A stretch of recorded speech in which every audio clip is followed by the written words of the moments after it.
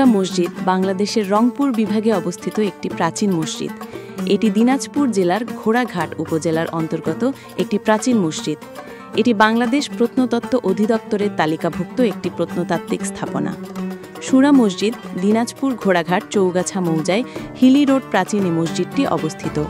মসজিদে শিলালিপি নেই, তাই গঠনশৈলীর উপর ভিত্তি করে সম্ভাব্য নির্মাণকাল বের করা যায়। মসজিদটির বাইরের দিকের আয়তন উত্তর দক্ষিণে 40 ফুট এবং পূর্ব পশ্চিমে 26 ফুট। 4 ফুট উঁচু মজবুত প্ল্যাটফর্মের উপর মসজিদের কাঠামো গড়ে উঠেছে। প্রধান কক্ষের আয়তন ভিতরে 16 বাই 16 ফুট। প্রধান কক্ষের সাথে যুক্ত আছে 6 ফুট প্রশস্ত রাস্তা। মসজিদের বাইরের দিকে দেয়ালের গায়ে ছোট ছোট খোপকাটা টেরাকোটা অলঙ্করণ ইমারতের বাহ্যিক সৌন্দর্য বাড়িয়ে দিয়েছে। ইতিহাসবিদ অধ্যাপক দানি এটিকে গৌড়ের সুলতান আলাউদ্দিন হোসেন শাহের আমলে নির্মিত বলে অনুমান করেন। আলোচ্য এই মসজিদটি সুলতানি আমলে 1493 থেকে 1518 খ্রিস্টাব্দে নির্মিত বলে ধারণা করা হয়।